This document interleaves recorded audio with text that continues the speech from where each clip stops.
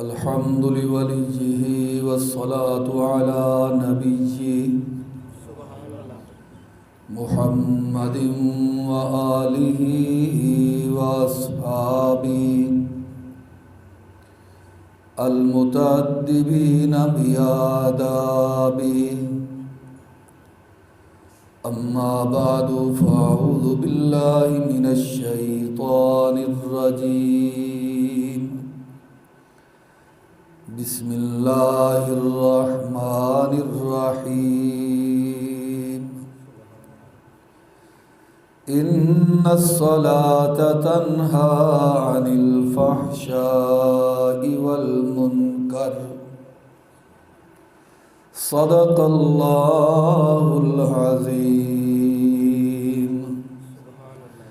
یا رب صل وسلم دائما ابدا على حبيبك خير الخلق كلهم. هو الحبيب الذي ترجى شفاعته لكل حول من الأحوال مقتحمی.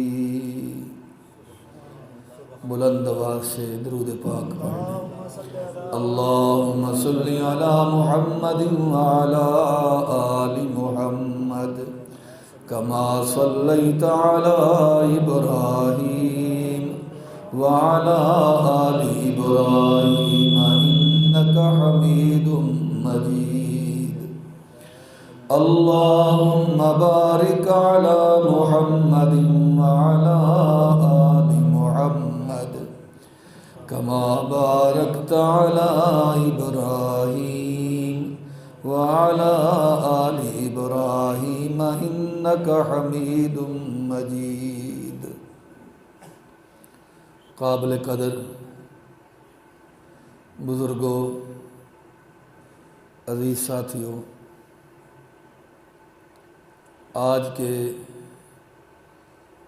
مختصر وقت میں جس عنوان پہ گفتگو کرنے کا ارادہ ہے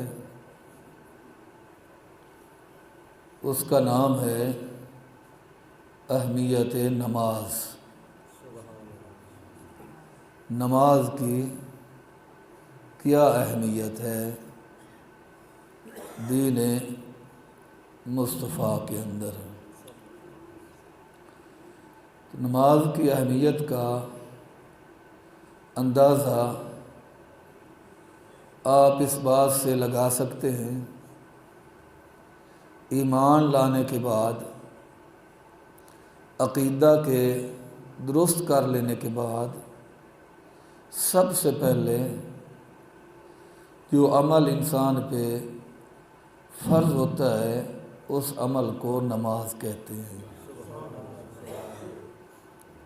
حشر کے دن جب نفسا نفسی کا عالم ہوگا، ہر بندہ اپنے پسینہ میں شرابور ہوگا، سورج سوا نیزے پہ ہوگا، زمین تانبے کی ہوگی، سب سے پہلے جس عمل کا سوال ہوگا وہ نماز ہے.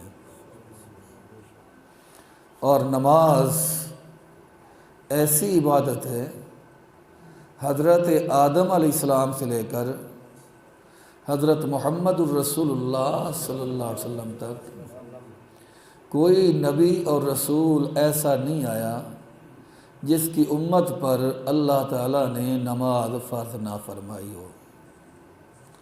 رکعات کی تعداد کے اندر فرق ہو سکتا ہے، اوقات میں فرق ہو سکتا ہے نماز کے، لیکن مطلقاً نماز 2 رکعت کی صورت میں ہو، 4 رکعت کی صورت میں ہو، 3 رکعت کی صورت میں ہو، نماز کا تصور اور نماز کی اہمیت ہر مذہب کے اندر رہی ہے. ہر نبی کی امت پر کسی نہ کسی حیثیت میں نماز فرض رہی ہے.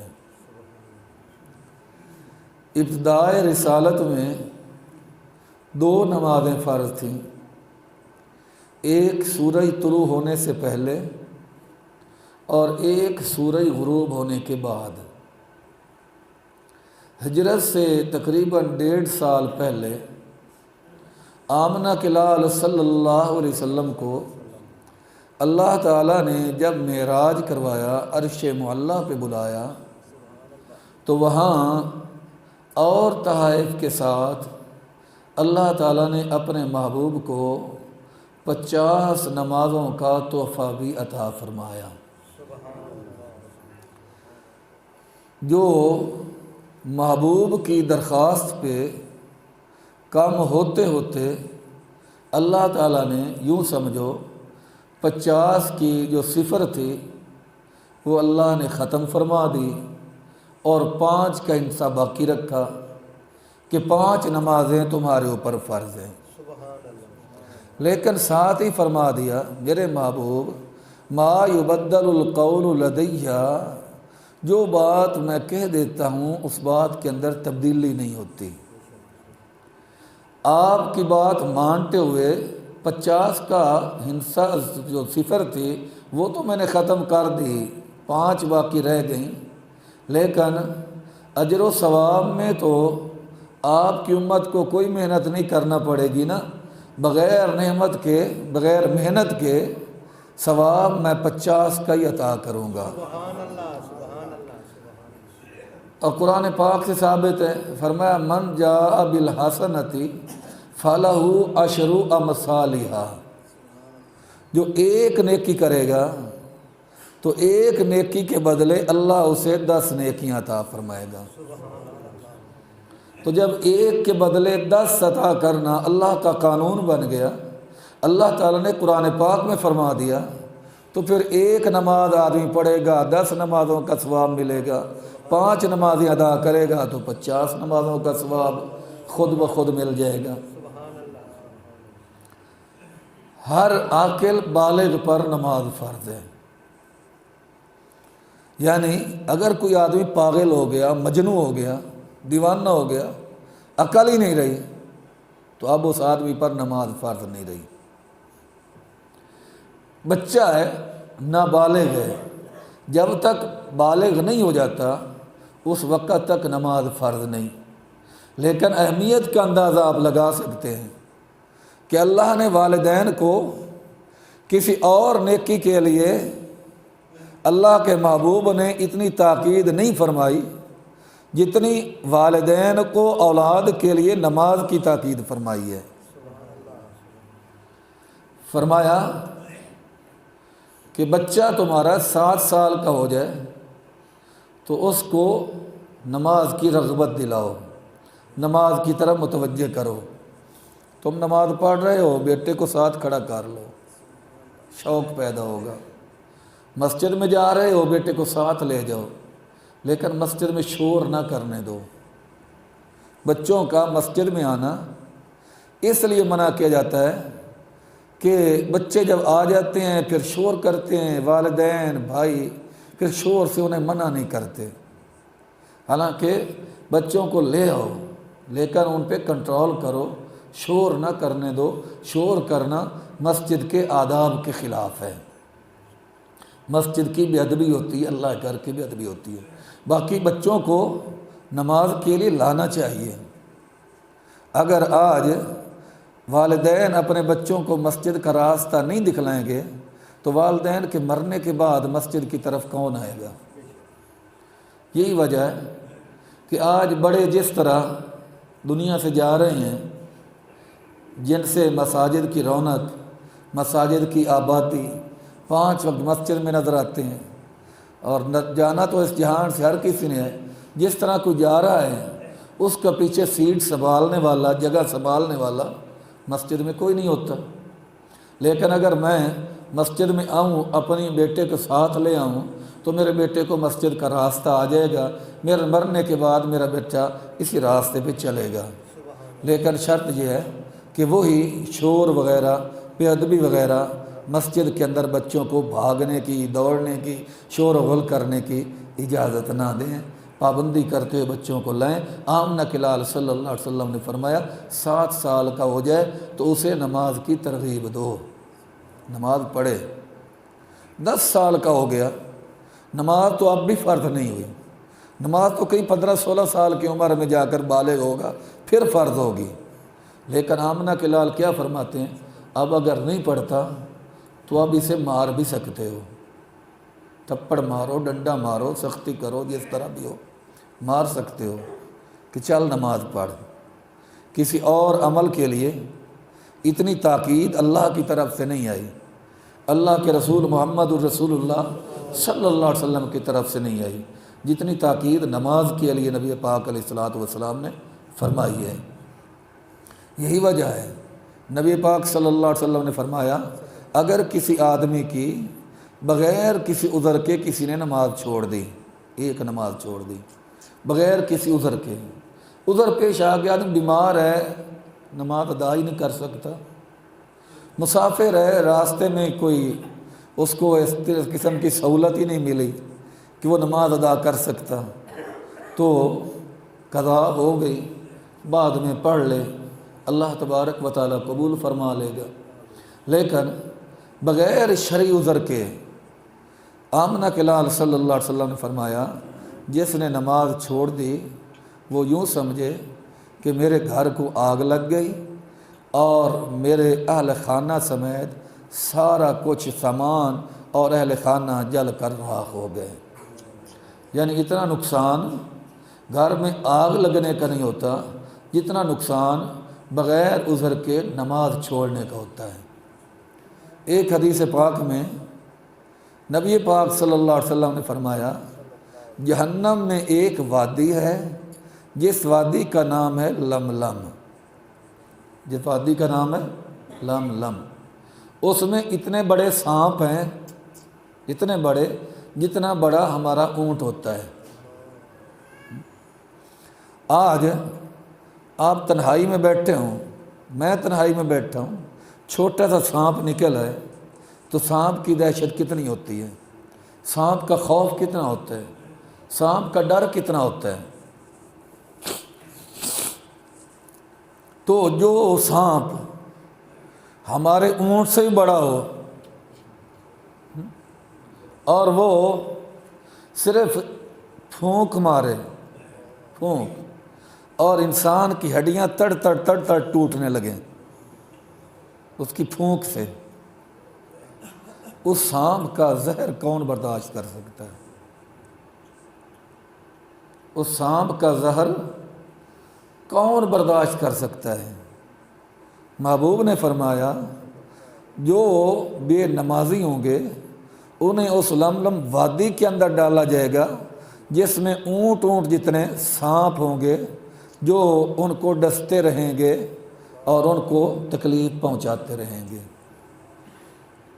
ایک حدیث پاک میں امام الانبیاء صلی اللہ علیہ وسلم نے فرمایا، جہنم میں ایک وادی ہے جس کا نام ہے جبل الحزن، جبل الحزن، غم کا پہاڑ، دکھوں کا پہاڑ، مصائب کا پہاڑ۔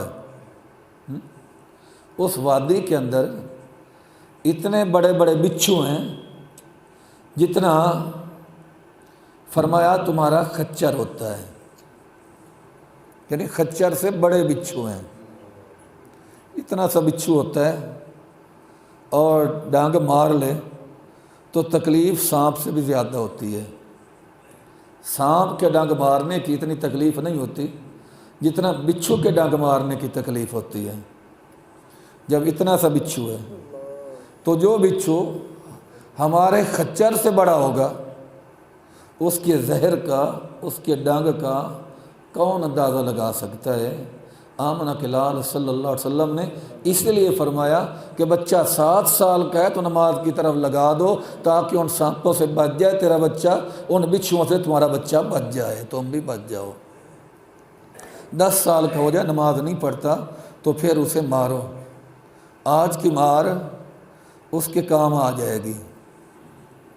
آج کی مار جو ہے یہ ایسے ہی ہوگی جس طرح کھیتی جل رہی ہو، ختم ہو رہی ہو اور پھر اس کو پانی لگا دیا جائے تو یکدم سرسبز و شاداب ہو جاتی ہے۔ دین سکھانے کے لیے بچے کو جو مارا جاتا ہے وہ بچے کی تربیت کے لیے ایسا ہی ثابت ہوتا ہے۔ آج کوئی بچہ قرآن پاک پڑھتا ہے، دین کا علم پڑھتا ہے، استاد ایک تھپڑ مار دے تو والدین کہتے ہیں اور مدرسے بڑے ہیں اور مسجدیں بڑی ہیں، بچے مروانے نہیں کیے، کسی اور مدرسے میں داخل کروا دیں گے۔ اوپر سے بھی قانون بن جاتا ہے مار نہیں پیار ہے۔ لیکن آمنہ کے لال صلی اللہ علیہ وسلم نے تو فرما دیا، فرمایا 10 سال کی عمر ہو گئی، یہ نہیں پڑھتا تو مارو، مارو، ڈر سے پڑھے گا نا، آج تمہارے ڈر سے پڑھے گا اور کل اللہ کے ڈر سے پڑھے گا، کل اللہ کے ڈر سے پڑھے گا۔ آج استاد دیکھ رہا ہو بچہ نماز پڑھتا ہے اور ساتھ ساتھ آنکھیں کانی کر کے دیکھتا بھی ہے، استاد دیکھ تو نہیں رہا، نہیں دیکھ رہا ہوتا تو جلدی جلدی رکوع سجدہ کر لیتا ہے، دیکھ رہا ہے تو پھر سکون کے ساتھ ہے۔ باپ دیکھ تو نہیں رہا، آنکھیں کترا کے دیکھتا ہے بچہ۔ لیکن یہی جو آنکھیں کترا کے آج تجھے دیکھتا ہے، استاد کو دیکھ کر ڈر کے نماز پڑھتا ہے، ایک دن آئے گا اس کی نگاہ اللہ کی طرف لگی ہوگی کہ میرا اللہ مجھے دیکھ رہا ہے، میں نماز کے اندر کسی قسم کا اگر میں نے بے پرواہی کی، اگر لاپرواہی کا مظاہرہ کیا، بے توجہی کا مظاہرہ کیا، تو وہ قہار ذات، وہ جبار ذات مجھے دیکھ رہی ہے، میں اس کو کیا جواب دوں گا۔ اس لیے فرمایا ان الصلاۃ تنہا عن الفحشاء والمنکر، پکی بات ہے نماز بے حیائی سے روکتی ہے، برے کاموں سے روکتی ہے۔ اگر میں 5 وقت نماز پڑھتا ہوں اور پھر برے کام بھی کرتا ہوں، یہ نماز کا قصور نہیں ہے، میں نے نماز کو نماز کے آداب کے مطابق ادا نہیں کیا۔ اگر میں نماز کو نماز کے آداب کے مطابق ادا کرتا، خشوع اور خضوع کے ساتھ ادا کرتا، تو سوال ہی پیدا نہیں ہوتا کہ نماز بھی آدمی صحیح طریقہ سے پڑھے اور پھر وہ گناہ کے قریب بھی جائے، پھر وہ گناہ بھی کر لے، کیونکہ نماز تو نام ہی اللہ تبارک و تعالیٰ کی ذات کے استحضار کا ہے، کہ اللہ تبارک و تعالیٰ کی ذات کا استحضار ہو جائے، یہ یقین کامل ہو جائے کہ اللہ تبارک و تعالیٰ کی ذات مجھے دیکھ رہی ہے، مجھے اللہ تبارک و تعالیٰ کی ذات دیکھ رہی ہے۔ اور اگر میں ادھر ادھر توجہ کروں گا، ادھر ادھر خیال کروں گا تو پھر اس کی پکڑ بھی آ سکتی ہے۔ لیکن نماز میں خیال کا آ جانا، توجہ کا تقسیم ہو جانا، اس سے آدمی کو پریشان نہیں ہونا چاہیے، نہیں پریشان ہو۔ جو کام میرے اختیار میں ہے اور پھر میں نہ کروں، اللہ کی طرف سے پکڑ ہوگی۔ جو کام میرے اختیار میں نہیں ہے تو اس پہ اگر اللہ تعالیٰ پکڑتے ہیں تو یہ تو نہیں ہو سکتا، اس کو پتہ نہیں کہ اس کے اختیار میں بھی نہیں ہے۔ دل میرے اختیار میں نہیں ہے، میرا دل میرے اللہ کے اختیار میں ہے۔ میں نماز پڑھوں، کوشش کروں کہ میرا دھیان ادھر ادھر نہ جائے، اپنی کوشش کروں کہ توجہ نماز کے اندر ہی رہے، جو الفاظ پڑھ رہا ہوں سبحانک اللہم و بحمدک و تبارک اسمک و تعالی جدک، ان الفاظ کے معانی جو ہیں وہ میرے ذہن کے اندر ہوں۔ جب معانی میرے ذہن کے اندر ہوں گے تو میں نماز کے اندر ہی رہوں گا، ادھر ادھر نہیں جاؤں گا۔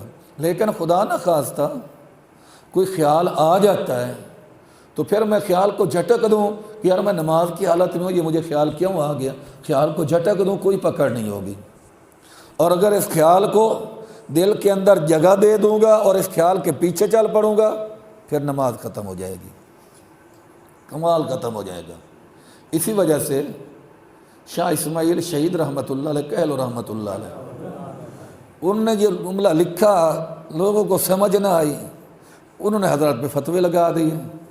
انہوں نے فرمایا کہ نماز میں گدھے کا خیال آ جائے فرق نہیں پڑتا، نماز میں آمنہ کے لال صلی اللہ علیہ وسلم کا خیال آ جائے تو نماز کے کمال کے اندر فرق پڑ جاتا ہے۔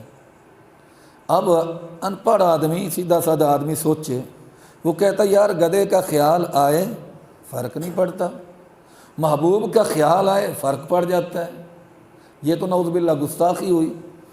لیکن اگر مسئلے کی گہرائی تک پہنچے، ایک تو انہوں نے یہ لکھا ہے خیال آ جائے، تو خیال آنا برا نہیں ہے، چاہے اچھی چیز کا ہو چاہے بری چیز کا ہو۔ ایک ہے زبردستی خیال کو لے آنا، میں اپنے ارادے سے کس چیز کا خیال لے آؤں، ایک ہے یہ۔ اور ایک ہے میں کہتا ہوں کوئی خیال بھی نہ آئے اللہ کی عبادت کے سوا، نماز کے سوا، اللہ کی طرف توجہ کے سوا کوئی خیال ہی نہ آئے، پھر بغیر اختیار کے کوئی خیال آ جاتا ہے۔ تو اب اگر آپ نماز پڑھ رہے ہیں اور آپ کو بری چیز کا خیال آ گیا، گدھے کا خیال آ گیا، کتے کا خیال آ گیا، سور کا خیال آ گیا، تو یقیناً اگر آپ کا ضمیر زندہ ہے تو ضمیر ملامت کرے گا۔ پڑھ نماز رہا ہے اور خیال گدھے کا، پڑھ نماز رہا ہے خیال کتے کا، پڑھ نماز رہا ہے خیال خنزیر کا، یہ ضمیر ملامت کرے گا یا نہیں کرے گا؟ تو جتنی جلدی ہو سکے گا آپ اس خیال کو جھٹکنے کی کوشش کریں گے، اس خیال کو جھٹکنے کی کوشش کریں گے۔ ایسا گندا خیال میرے ذہن میں آ گیا نماز کی حالت میں، لیکن اگر خیال آ گیا نبی کریم علیہ السلام کی ذات کا، تو جس کے دل میں آمنہ کے لال کا عشق ہے، محبت ہے، پیار ہے، اس کا خیال تو ادھر ہی چلا جائے گا، اس کا خیال تو ادھر ہی چلا جائے گا۔ جب محبوب کا خیال آ گیا تو اب وہ جتنی دیر یہ خیال لمبا ہو جائے گا، اس کا گندی چیز کا خیال آیا اس میں ٹائم تھوڑا لگا، فوراً جھٹک دیا، اچھی چیز کا خیال آیا تو اس کے پیچھے آدمی لگ گئے۔ تو جتنی دیر اللہ کی طرف سے زیادہ توجہ کٹ گئی، چاہے وہ آمنہ کے لال کے خیال کی وجہ سے ہو، کسی بزرگ کے خیال کی وجہ سے ہو، اتنی دیر تو نماز سے وہ غافل ہو گیا نا۔ تو اس لیے فرمایا کہ اگر وہ خیال آ جائے تو نماز کے کمال کے اندر فرق آ جاتا ہے۔ آمنہ کے لال کی عظمت اپنی جگہ، آمنہ کے لال کا کمال اپنی جگہ، اپنے آمنہ کے لال سے پیار اپنی جگہ، محبوب سے محبت اپنی جگہ۔ محبت میں بال برابر کمی آ جائے تو انسان اسلام سے نکل جاتا ہے، لیکن جب میں نے کہہ دیا اللہ اکبر تو اب میرا اور مالک کا تعلق ہے، میرا اور مالک کا تعلق ہے، اس تعلق میں کوئی اور خلل نہیں دے سکتا، اس تعلق کے اندر اور کوئی نہیں خلل دے سکتا۔ اور یہ مجھے سکھایا کس نے؟ سکھانے والے خود محمد الرسول اللہ صلی اللہ علیہ وسلم، سکھلانے والے خود آمنہ کے لال صلی اللہ علیہ وسلم ہیں۔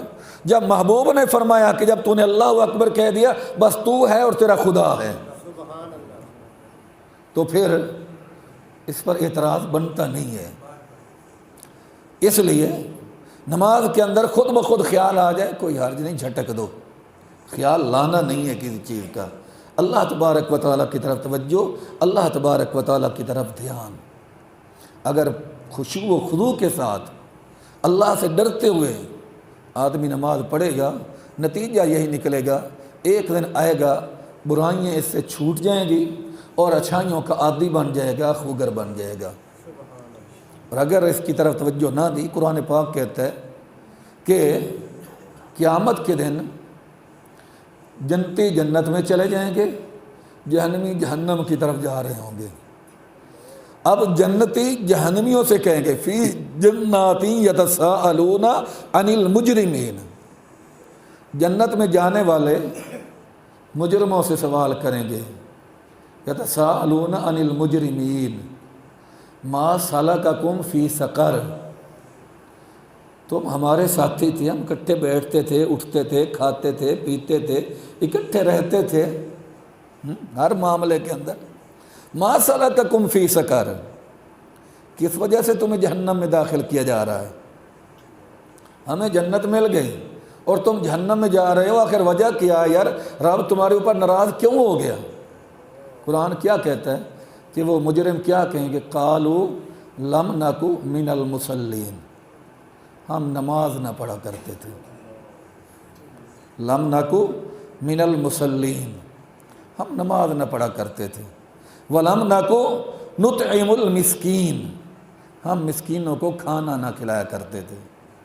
نماز بھی ضروری اور یتیموں، مسکینوں، بیواؤں، طالب علموں کا خیال بھی ضروری۔ ایک واقعہ مجھے یاد آ گیا، غالباً ترکی کا واقعہ ہوگا، ایک عالم بیان کر رہے تھے کہ ایک نوجوان فوت ہو گیا، اس کی والدہ آئی قبر کھودنے والے کے پاس اور کہنے لگی کہ میرا بیٹا فوت ہو گیا ہے، قبر کھود دو، مزدوری لے لینا۔ اس نے کہا ٹھیک ہے، اتنے بجے قبر تیار ہوگی۔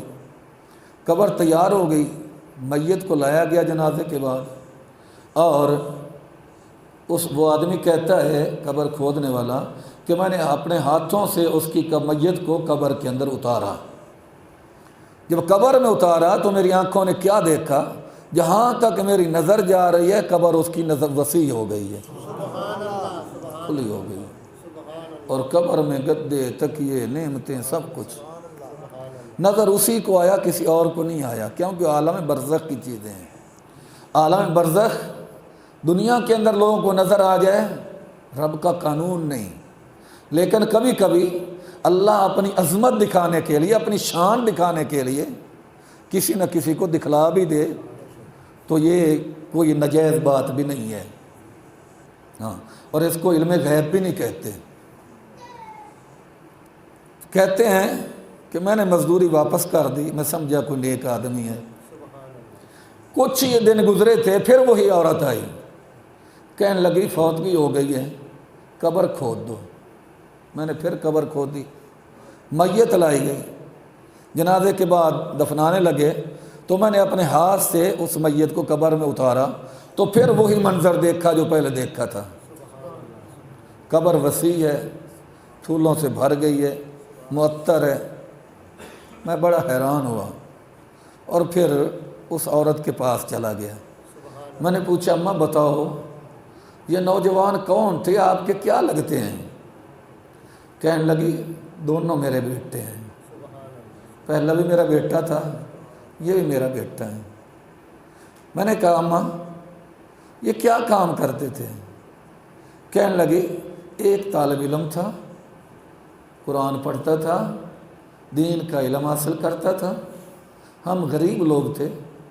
دوسرا یہ بڑھئی کا یعنی درخانوں والا کام کرتا تھا، محنت مزدوری کرتا تھا اس نیت سے کہ میں اپنے طالب علم بھائی کا خرچہ پورا کروں گا. ایک دین کا علم پڑھتا تھا اور دوسرا اس کے اخراجات برداشت کرتا تھا. وہ بے نیاز ہے، اس نے دونوں کو اپنے پاس بلا لیا. تو قبر کھودنے والا کہتا ہے میں نے پھر وہاں کو سارے واقعہ سنایا اور اس کے بعد میں نے قبر کھودنے کا کام چھوڑ دیا اور مدرسے میں جا کر داخلہ لے لیا کہ میں اللہ مجھے بھی پڑھتے پڑھتے موت آ جائے، لیکن طالب علمی کی حالت میں موت نہ آئی. پھر وہ اپنی زندگی کے اندر ہی بہت بڑا عالم بنا اور پھر اس کی نسل سے کئی جید علماء جو اللہ تعالیٰ نے پیدا کی. تو مسکینوں کو، یتیموں کو، بیواؤں کو، طالب علموں پر خرچ کرنا یہ بھی اللہ تبارک و تعالیٰ کی رضا کا ذریعہ ہے. مجرموں سے پوچھا جائے گا ما سلککم فی سقر، جہنم میں کیوں جا رہے ہو؟ قالوا لم نک من المصلین، نمازیں نہ پڑھتے تھے، ولم نک نطعم المسکین، مسکینوں کو کھانا نہ کھلاتے تھے، وَكُنَّا نَخُوضُ مَعَ الْخَائِضِينَ، جو لوگ دین کا، دینداروں کا مذاق اڑاتے تھے ہم بھی ان کے ساتھ مذاق اڑایا کرتے تھے. کسی نے داڑھی رکھ لی تو اس کا مذاق ہے، کسی نے سروزہ لگا لیا جماعت کے ساتھ اس کا مذاق شروع ہو گیا. اور کوئی 10 سال زندگی کے ضائع کر بیٹھا، 20 سال سہ کر بیٹھا، مسجد میں نہیں آیا، اب اللہ نے توفیق دی نماز پڑھنے آ گیا تو اب کہتے ہیں آج تو چاند نکل آیا ہے، نیا نیا چاند نکلا ہے. یعنی ایسی باتیں کہتے ہیں کہ وہ کہتا ہے کہ بس ایک نماز کافی ہے، دوبارہ نہیں جاؤں گا.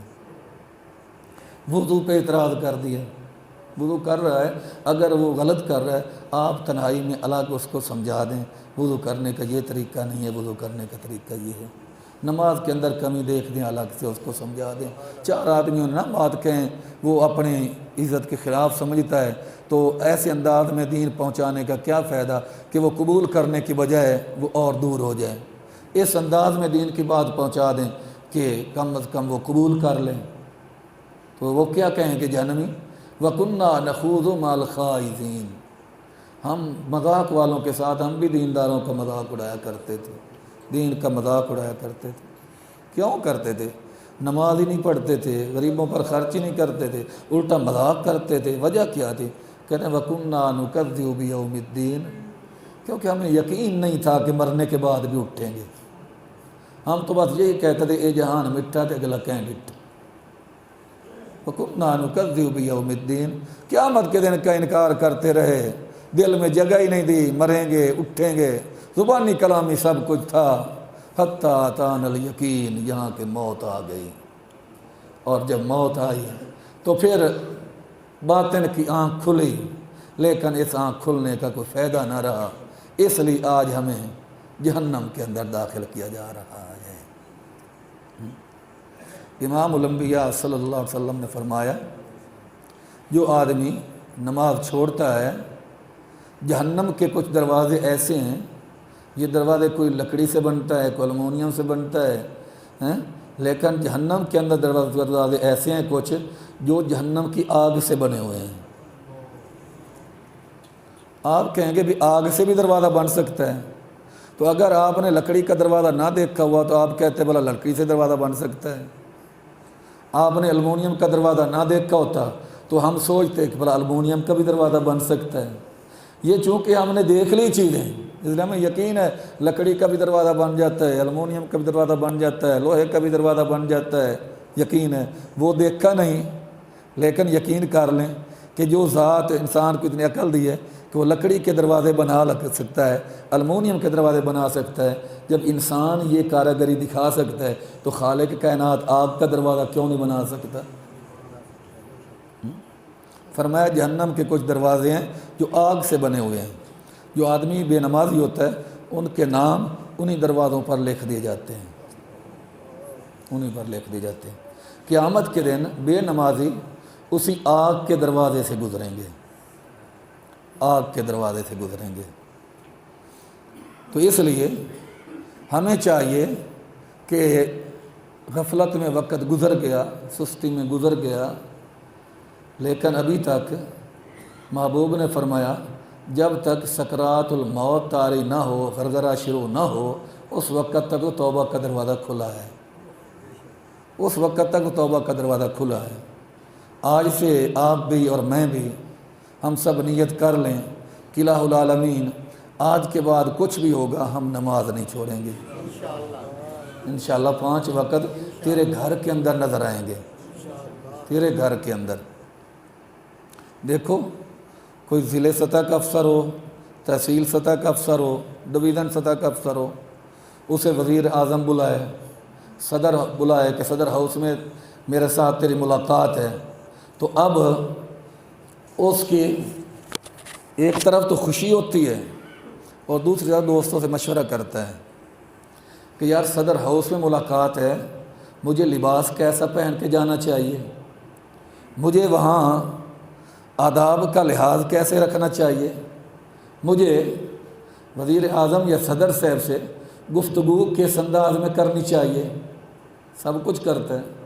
تو جب بادشاہوں کا بادشاہ تجھے اور مجھے بلاتا ہے تو پھر علماء سے پوچھ لینا چاہیے کہ یار میرے کپڑے کیسے ہونے چاہیے، میرا جانے کا انداز کیسا ہونا چاہیے، نماز پڑھوں گا اللہ سے ہم کلام ہوں گا تو اللہ سے کلام ہونے کا میرا انداز کیسا ہونا چاہیے۔ اگر صدر مملکت کی شایان شان اس سے گفتگو نہ کی جائے، وزیر اعظم کی شایان شان اس سے گفتگو نہ ہو سکے، وہ ناراض ہوں گے۔ تو اللہ کی شایان شان اگر ہم اللہ کے در پہ حاضری نہیں دیں گے تو پھر اللہ تبارک و تعالی ناراض نہیں ہوں گے، بلکہ بزرگ تو فرماتے ہیں یار آ جایا کرو، صرف نام ہی لکھوا جایا کرو، ٹوٹی پھوٹی جیسی آتی ہے نا پڑھ جایا کرو، اس نے نام ہی لکھ لیا نا کہ میرے گھر میں آیا تھا، بس نام ہی لکھ لیا تو یہی کافی ہو جائے گا، نام ہی لکھ لیا تو کافی ہو جائے گا۔ اس لیے ہمیں یہ در نہیں چھوڑنا چاہیے، اس در کے سوا کوئی در ہو تو پھر تو آدمی چھوڑ دے، جب اس در کے سوا کوئی در ہے ہی نہیں، در ہے ہی نہیں۔ ایک اللہ والے تھے، کسی وجہ سے اللہ تعالیٰ کی ذات ناراض ہو گئی، اب صبح کے وقت اٹھتے ہیں، تہجد کے لیے روتے ہیں اور لبیک لبیک کہتے ہیں، اللہ میں حاضر ہوں، اللہ میں حاضر ہوں، جواب آتا ہے تیری حاضری قبول نہیں ہے۔ علماء نے لکھا ہے 40 سال گزر گئے، کتنے؟ یہ کہہ رہے ہیں، اوپر سے آواز آ رہی نہ نہ۔ ایک دن وہ خادم جو وضو وغیرہ کرواتا تھا نا، وہ کہنے لگا حضرت 40 سال تو مجھے ہو گئے آواز سنتے ہوئے، تیری حاضری قبول نہیں، پھر سردی میں اٹھنے کا کیا فائدہ، پھر اتنی تکلیف اٹھانے کا کیا فائدہ؟ جب 40 سال پکارا اور مالک راضی ہوتے ہی نہیں تو پھر بس کرو نا۔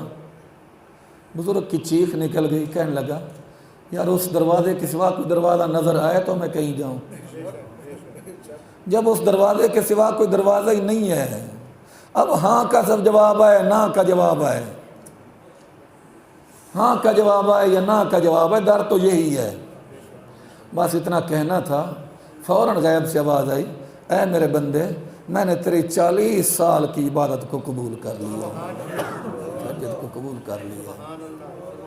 اس لیے میرے بھائیوں اس در کے سوا کوئی در نہیں ہے۔ نماز فرض ہے اور کوئی عذر نہیں ہے تو جماعت کے ساتھ پڑھنا واجب ہے۔ اگر کوئی عذر ہے، شرعی مجبوری ہے، جماعت میں شامل نہیں ہو سکا تو وہ اتنا سخت بھی نہیں ہے، اکیلے پڑھ لو، گھر میں پڑھ لو، جہاں پڑھو گے۔ محبوب نے فرمایا اللہ نے مجھے انعام دیا ہے کہ روئے زمین کو میرے لیے مسجد بنا دی ہے، جہاں میرا امتی نماز پڑھے گا، سجدہ کرے گا، اللہ قبول کرے گا۔ پہلی امتوں کے لیے معاملہ نہ تھا، پہلی امتیں عبادت خانہ میں نماز پڑھتی تو قبول ہوتی، عبادت قبول ہوتی، عبادت خانہ کے باہر کوئی عبادت کرتے قبول نہ ہوتی۔ لیکن آمنہ کے لال صلی اللہ علیہ وسلم کو اللہ نے فرمایا میرے محبوب میں نے تیری امت کے لیے روئے زمین کو مسجد بنا دیا ہے، مسجد جہاں سجدہ کر لے گا میں خدا وہیں قبول کر لوں گا۔ لیکن بغیر عذر کے جماعت نہیں چھوڑنی چاہیے، واجب ہے۔ اس میں کئی سبق ملتے ہیں۔ نمبر 1 تو اجتماعیت کا سبق ملتا ہے۔ مسجد میں آ گئے، اجتماعیت نظر آئی، اتفاق نظر آیا، پیار محبت نظر آئی۔ یہ اتفاق، یہی پیار محبت اللہ دیکھنا چاہتا ہے، فرماتا ہے جس طرح یہ مسجد میں ہو نا باہر بھی تمہیں ایسا ہی نظر آنا چاہیے۔ نمبر 2، ٹائم تھوڑا تفصیل آئندہ جمعہ میں عرض کروں گا۔ نمبر 2، جماعت سے مساوات نظر آتی ہے۔ ایک ہی صف میں کھڑے ہو گئے محمود و ایاز، نہ کوئی بندہ رہا نہ کوئی بندہ نواز۔ باہر تھا امیر ہے، غریب ہے، پیر ہے، مرید ہے، باہر تھا یہ وزیر اعظم ہے اور یہ تو چھوٹا سا آدمی ہے، غریب آدمی ہے۔ لیکن جب مسجد میں آئے تو وزیر اعظم بھی اسی لائن کے اندر ہے، چپڑاسی بھی اسی لائن کے اندر ہے، اور صدر بھی اسی لائن کے اندر کھڑا ہے، اور آگے دیکھو تو ایک غریب کا بیٹا کھڑا ہے نماز پڑھا رہا ہے۔ اگر ہم اس محفل میں نہ ہوتے، نماز میں نہ ہوتے، باہر ہوتے تو وہ کہتا دور ہو کے بیٹھ تیرے جسم سے بدبو آتی ہے، دور ہو کے بیٹھ میرے کپڑوں کا کلف جو ہے نا خراب ہوتا ہے، مایا خراب ہوتا ہے۔ لیکن مسجد میں تو کسی کو جرأت نہیں ہے۔ تو یہ مساوات کا سبق ملتا ہے کہ جہاں جس طرح برابر ہو باہر بھی ایک دوسرے کو برابر ہی سمجھا کرو، ایک دوسرے پہ تکبر نہ کیا کرو، غرور نہ کیا کرو، اکڑ نہ دکھلائی کرو، بڑائی نہ دکھلائی کرو۔ اور نمبر 3، جماعت سے اتباع کا سبق ملتا ہے، پیروی کا سبق ملتا ہے۔ پیچھے وزیر ہیں، مشیر ہیں، چپڑاسی ہیں، امیر ہیں، غریب ہیں، عالم ہیں، جاہل ہیں، پیر ہیں، مرید ہیں، اور آگے ایک غریب کھڑا ہے۔ اب وزیر اعظم کو کہو کہ یہ غریب رکوع میں نہیں جاتا، امام پہلے رکوع میں چلے جاؤ، نہیں جا سکتا۔ صدر مملکت سے کہو وہ رکوع میں چلا گیا، آپ 2 منٹ کھڑے رہو، نہیں کھڑا ہو سکتا۔ کھڑا رہے گا تو نماز نہیں ہوگی، امام سے پہلے چلا جائے گا نماز نہیں ہوگی۔ پابند ہے نماز میں، امام کا پابند ہے۔ محبوب نے فرمایا انما جعل الامام لیؤتم بہ، امام ہوتا ہی اس لیے کہ اس کی اقتداء کرو، یہ نہیں وہ اپنی پڑھ رہا ہے تم اپنی پڑھ رہے ہو، پھر اکیلے پڑھ لیا کرو۔ اذا قرأ فانصتوا، وہ قرأت شروع کرتا ہے تم چپ رہو، تم مقتدی ہو مقتدا نہیں ہو، وہ مقتدا آگے کھڑا ہے، تم مقتدی ہو مقتدی بن کے رہو، یہ نہیں وہ اپنی کر رہا ہے تم اپنی کر رہے ہو، پھر جماعت کے ساتھ پڑھنے کا کیا فائدہ، پھر اکیلے ہی پڑھ لیتے۔ امام کے پابند ہو، جب تک قیام میں رہو گے، جب تک رکوع میں رہو گے، جب تک سجدے میں رہو گے۔ سبق کیا ملا؟ سبق ملا کہ یہ تمہارا امام ہے تمہارے جیسا، یہ تمہارا امام ہے تمہارے جیسا، کچھ وقت کے لیے مصلی پہ آیا ہے، اور تم اس کی پیروی کے پابند ہو گئے ہو۔ ایک تمہارا وہ امام ہے جو روضہ انور میں آرام کر رہا ہے اور جس کا فرمان ہے ایکم مثلی، کون ہے تم میں سے میرے جیسا، کون ہے تم میں سے جو میں محمد علیہ السلام جیسا ہوں۔ اگر اس امام کی پیروی کرنا ضروری ہے، اتباع کرنا ضروری ہے، تو اس امام کی پیروی کرنا بطریق اولا ضروری ہے۔ اس لیے کھانے پینے میں، چلنے پھرنے میں، بیٹھنے اٹھنے میں، حرکات و سکنات میں، خلوت جلوت میں، سفر حضر میں، خوشی غمی میں، ایک ایک معاملے میں اتباع میرے محبوب محمد الرسول اللہ صلی اللہ علیہ وسلم کرو۔ مقتدی امام کی اتباع کیا کرتے ہیں، مقتدی امام کی مخالفت نہیں کیا کرتے۔ مقتدی بھی ہو اور بر امام کی مخالفت کرے، پھر اس کو نماز ہو گئی اس کی، پھر ثواب مل گیا اسے نماز کا۔ ایک طرف آمنہ کے لال امام ہے کائنات کے، ان کی شریعت ہو، ان کا طریقہ ہو، اور ایک طرف آدمی اپنے رسوم و رواجات کی طرف چلتا رہے، تو اس کا یہ اعمال کہاں قبول ہوں گے؟ اس لیے جماعت کی نماز سبق دیتی ہے کہ ہم بے لگام نہیں ہیں، ہم بے لگام نہیں ہیں کہ کسی کی تقلیدی نہیں ہے، بے لگام ہو گئے جدھر مرضی پھرتے رہیں، کوئی مسئلہ ادھر سے لے لیں، کوئی مسئلہ ادھر سے لے لیں، کوئی مسئلہ ادھر سے لے لیں، نہیں، ایک امام کے پابند ہو تو شریعت تمہیں آرڈر دے رہی ہے کہ تم مقلد ہو اور مقلد بن کر رہو۔ آمنہ کے لال حضرت محمد الرسول اللہ صلی اللہ علیہ وسلم کی اللہ تبارک و تعالی اتباع کی توفیق عطا فرمائیں۔ 2 منٹ تشریف رکھے۔ میں نے عرض کیا تھا کہ ارادہ ہے رمضان شریف سے پہلے